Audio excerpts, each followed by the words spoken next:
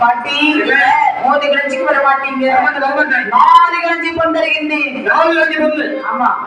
என்ன அதுவும் இருக்குது நாளி. ஆமா ஓட்ட நாளி. யார பந்து ஓட்ட நாளி நீ சொன்ன? நாளி ஓட்டன்னு சொல்ற பாட்டி. நாளைக்கு 4 கிளஞ்சி கொண்டு வந்து கீழ பூ போட்டுருக்கேன். அப்படியா? ஆமா. புதுசா பூ போட்டுருக்கா. ஆமா. அதுக்கே 4 கிளஞ்சி. அப்படின்னா 4 கிளஞ்சிக்கு வராவிட்டால் 5 கிளஞ்சி பந்தருகின்றேன். 5 கிளஞ்சினா என் ஆசை பாடும்போது 5 பேர் பத்தாது. பிள்ளைங்க எல்லாம் இருக்கா? ஆமா. எத்தனை பிள்ளைங்க இருக்கு? 17. 17? ஆமா. 17 என்ன பிள்ளை? 17 பொம்பளை பிள்ளை. பிள்ளைங்களை கல்யாணம் பண்ணி கொடுத்துருக்கிறியா? ஒரே ஒரு பிள்ளை கல்யாணம் பண்ணி கொடுத்துருக்கிறேன். எந்த ஊர்ல? பாப்பாரு ஊர்ல. பிள்ளை இப்ப எப்படி இருக்கா?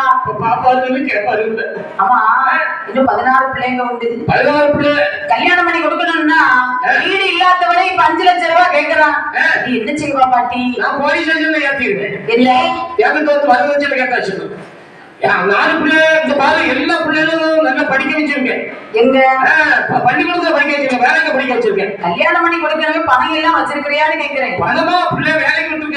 எந்த கடையில பார்த்திருந்தாலும் இப்போ எந்த கடையில பார்த்திருந்தாலும் பெண்கள் வேலைக்கு தேவை அப்படின்னு ஒரு போர்டு போட்டுருக்காங்க. அப்ப 17 பிள்ளைங்க வேலைக்கு விட்டுருக்கிறியா? 14 பிள்ளை. 14 என்னென்ன வேலைக்கு பாட்டி? 4 பிள்ளைய ஜவுளி கடையில விட்டுருக்கேன். ஜவுளிக்கு பஞ்சமே இல்லைன்னு சொல்லு. 4 பிள்ளைய சூப்பர் மார்க்கெட்ல. சாப்பாட்டுக்கு பஞ்சம் இல்ல. 4 பிள்ளை நகை கடையில. நகைக்கு பஞ்சமே இல்ல பாட்டி. 4 பிள்ளை நோக்கியா கம்பெனில விட்டுருக்கேன். நோக்கியா செல்லு கடை. ஓஹோ மொபைல் கடையில. ஆமா. அப்படியா? பரவாயில்ல. கல்யாணம் பண்ணி கொடுக்கணுமே. கல்யாணம் பண்ணி கொடுக்கிறதுக்கு பிள்ளைங்க கையில 150 செல்லு வாங்கி கையில கொடுத்தா போதும். செல்லு வாங்கி கொடுத்தா எப்படி கல்யாணம் ஆகும்? எங்க இருந்தாலும் ஒரு நம்பர்ல ரிங்கால் வருமா? வருவாராத்த பிள்ளைங்க எங்க போயிடும்? செல்லோட கையில. அதுக்கு பிறகு கல்யாணம் பண்ணிட்டு வந்து நம்ம காலில் வந்து நிற்கும். அவன் பொம்பளை பிள்ளை வந்தா கவலை இல்லை. கவலை இல்லை கவலை இல்லை. 150 ரூபா செல்லோட கல்யாணம் முடிஞ்சு. ஆமா அந்த மாதிரி நம்ம கடைசி கலைவாணி இருக்காளே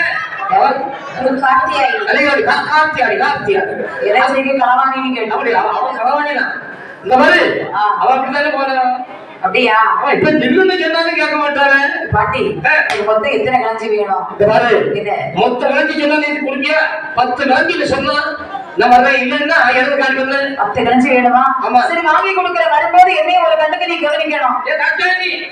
அந்த பட்டனை எடுத்து பைக்குள்ள போடு. வேண்டாம் பாட்டு வேண்டாம் போகலாம். அத்தனை பார்த்தேன். இன்று 10 கிளஞ்சி என்று சொன்னபோது மறுத்தறியாமல் வாழையிலிருந்து சம்மதித்து சரி பிரசவம் பார்ப்பதற்கு அவர் என்னை எடுத்து வருகிறார். பாருங்க என்னை எடுத்து வருகின்றார். ஓடி ஓடி வழிந்து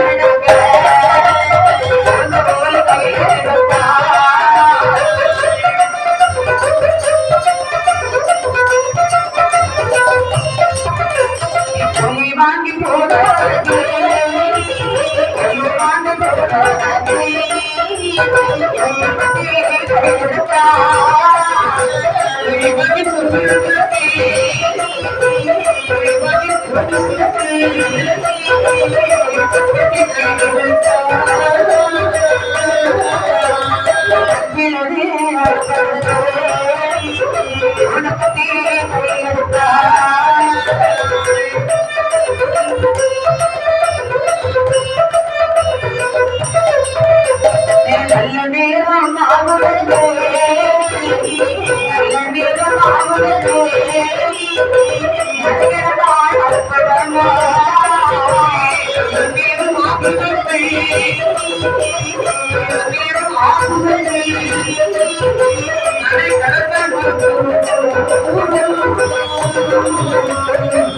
ஓண்டி ஓண்டி வழிநடக்க ஓண்டி போய் கையெடுத்தாள்.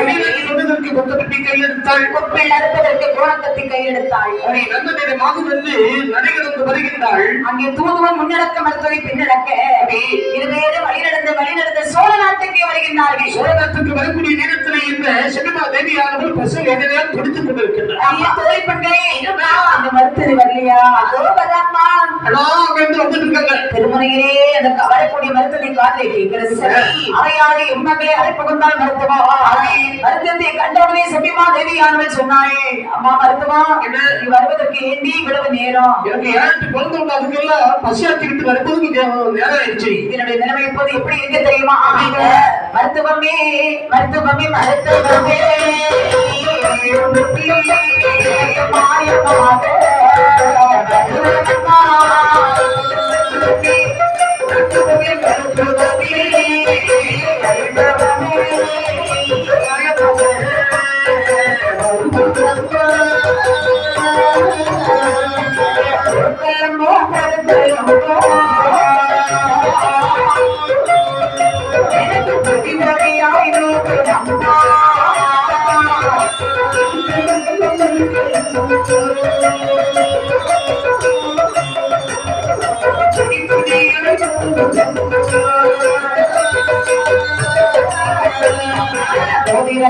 அடங்கியிருந்த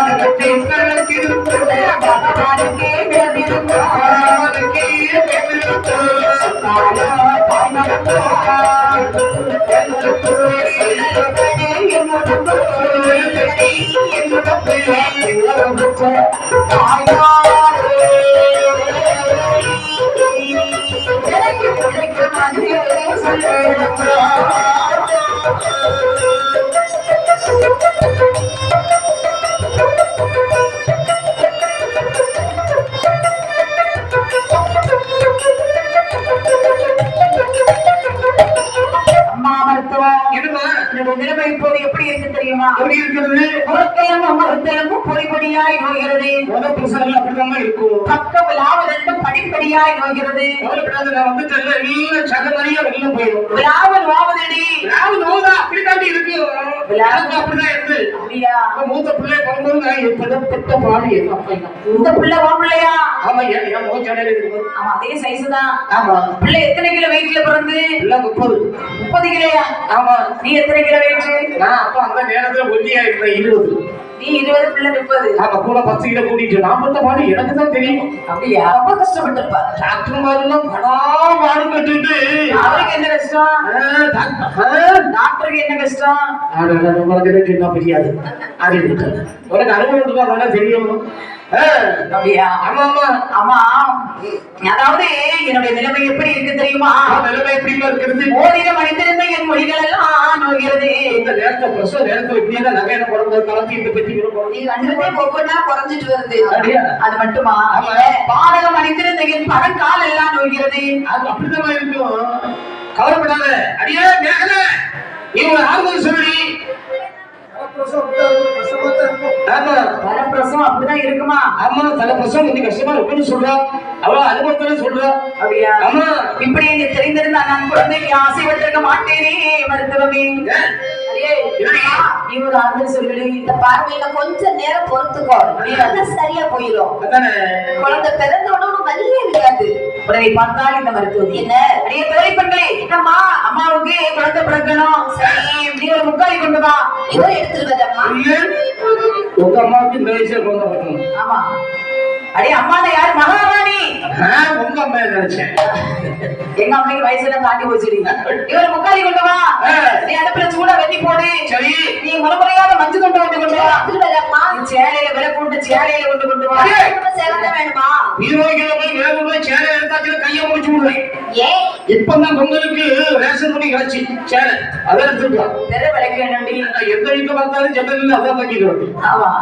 3 குளத்து எண்ணெய் கொண்டு வாருங்க. அப்படி. ஆமா. 3 குளத்து எண்ணெய் வாங்கினால் இந்த மருத்துவரை சரி. செம்மி மாதேவி வயிற்றிலே உச்சியில இருந்து உள்ள கால்வரை போட்டு தலகி உள்குடிக்க எண்ணெய் ஆண்டு கொடுத்தார்கள். அடிப்படியாய் உடுத்த ஆண்டு இறங்கியது.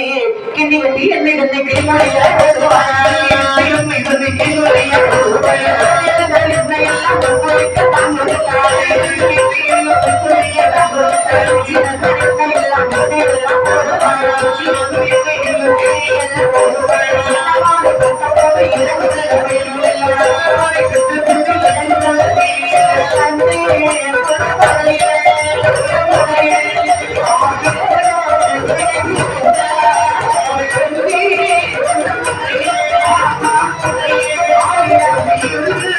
Thank you.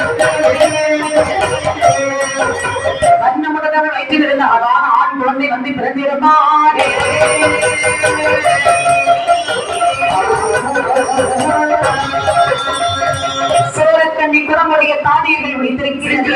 ஆண்டவன் திருவர்களாலே செபிமாதேவி வயிற்றிலே அழகான ஒரு ஆண் குழந்தை பிறந்தது. அடியே அம்மாவுக்கு ஆண் குழந்தை பிறந்திருக்கு. பரவாயில்லை போதுங்கடி.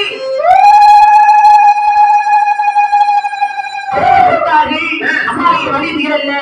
அடியே அம்மா மருத்துவதி துடிக்கிறாங்க. அம்மா குழந்தை பிறந்தா சுகம் கிடைக்கும்னு சொல்லுவாங்க. நீ என்ன நீ வயிற்று பிடிச்சிட்ட? நீங்க வயிறு கத்தவே இல்லை இன்னும். இது என்ன இருக்கும்? அடியே அம்மி குழையா இருக்குமோ? ஆமா, எந்த பக்கம் வலிக்கிறது? ஒரு சலவத்து ஆகிட்டு வருது. குடிக்கிற போது கொஞ்சம் கை நாடிய பாப்போம். கையை காட்ட மாட்டேன். ஒழுங்க கையை காட்டி முதல்ல காத்து எடுத்துட்டா. அதான் கையை காட்ட மாட்டேன். பிள்ளை இருக்கா இல்லையான்னு தெரியும். அப்படியா? என் முகத்தை பாரு. அடியே எந்த கையில மோதிரம் போட்டிருக்கான்? இடது கையில. இடது கையை நீட்டு. நான் கவுத்தவே மாட்டேன். காட்டி தரவே மாட்டேன். என்னடி இன்னொரு பிள்ளை இருக்கு. அப்படியா? ஆமா. நீ ஏதாவது சென்று வெளியே இருக்கிறமா? மறுபடியும் என்னை ஓதினார்கள். மறுபடியும் அந்த செபிமாதேவியானவள் அழகான ஒரு பெண் குழந்தை விட்டாள். 2 குழந்தைகள் யார் தெரியுமா?